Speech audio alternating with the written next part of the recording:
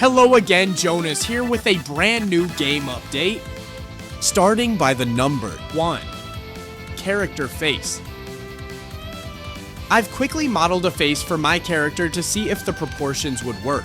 My goal for the art style is inspired by Pokemon and Digimon, with big eyes, tiny noses, and large mouths. This seems to be the best approach given the character's current scale on screens. Second, parry. Yes, I love a good parry mechanic in games. It's a classic high-risk, high-reward feature. My take on it is similar to Hollow Knight's, but you can only parry projectiles. This adds an extra layer to combat, giving you more ways to engage with enemies and make encounters more exciting.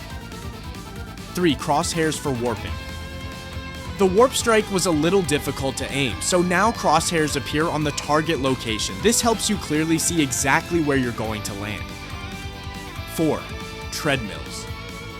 Like in many classic platformers, I'll be using treadmills in my level design. This is a great way to add difficulty and challenge your platforming skills even when you're standing still.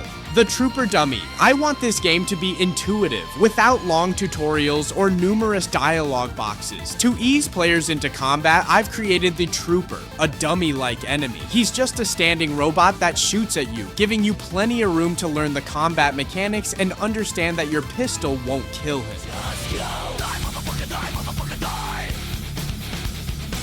6. Charging feedback. To better reinforce the idea of charging enemies, I've borrowed a concept from Azure Striker Gunvolt. When you shoot enemies, a targeting reticle appears on them. This circle gains more elements as you deal more shield damage, clearly signaling that it's time for a finisher. I'm still testing to see if this effectively tells the player, hit this enemy now. Let me know what you think in the comments. 7. Sword range. A great piece of feedback from my friends was that the sword's attack range was too short, especially for a Metroidvania, so I've made it at least twice as long as it was before. 8. Breakable crates. People just love to break things. In games, cutting grass and smashing objects can make a world feel more alive and immersive. I wasn't sure if adding breakable crates was a good idea at first because it seems so simple, but now it's surprisingly fun and addictive. 9. Lasers. Lasers are a fantastic way to introduce hazards into level design. They make the game more interesting and challenging without feeling punishing. Rather than just adding more enemies, timed lasers force you to be more mindful of your traversal. I think it's a great addition. What other kinds of hazards do you think I should add?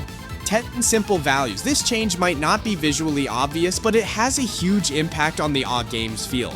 I was using huge numbers for health and damage, which made balancing a headache. Now I'm using simple values like 100 for player health and 10 to 20 for damage, which makes the numbers feel more meaningful.